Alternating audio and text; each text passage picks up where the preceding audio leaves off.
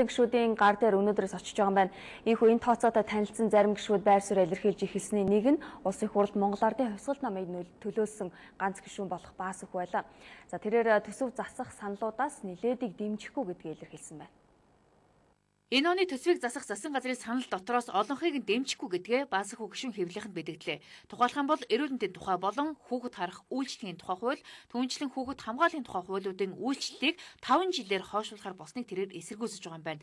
Нөгөө талаар өмнөх засгийн газрын Монгол банкнаас зээлсэн мөнгийг өрийн удирдлагын тухай хуулийг өөрчлөх замаар төлөхгүй байх зохицуултыг хийж байгаа нь Монгол банкнд ихээхэн хохиролтой болж байна гэж шүмжилсэн юм а.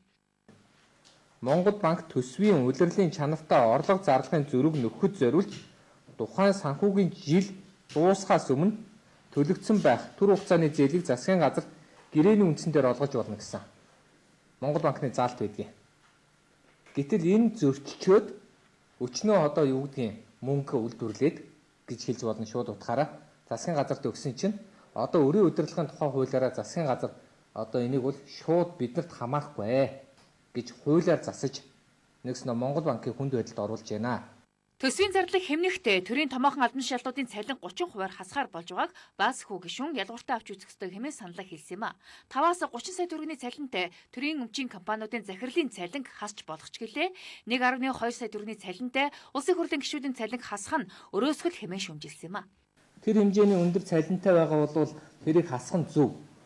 Гэхдээ төрд ажиллаж байгаа хэн ч гэсэн жишээлбэл улсын хурлын гишүүн миний бие цалингаа хасуулах дурггүй байна жишээлбэл.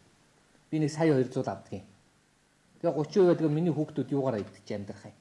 Ийхүү зардал хэмнэх асуудлууд дотроос дэд сайдын зарлыг хассан бол 4 жилд 60 тэрбум төгрөгийг хэмнэх боломжтой байсан. Тэрчлэн оюутнуудын 70 мянган төгрөгийн тэтгэлгийг болох нь зөвчгөлээ сургалтын сангаас олгодог тэтгэлгийг зээл болгож хувиргаж байгаа нь өрөөсгөл хэмээн тэрээр санал нийлэхгүй байгаагаа хэлж байна. Нөгөө талаар төсвийн орлого нэмэхийн тулд татвар нэмэх хэд хэдэн тооцоог оруулж ирсэн нь өмнөх засгийн газрыг татвараа нэмлээ хэмээн шүүмжилж байсан ардын намынхан одоо өөрсдөө нэмж байгаа нь хачирхалтай хэмээн тэрээр онцолж байлаа.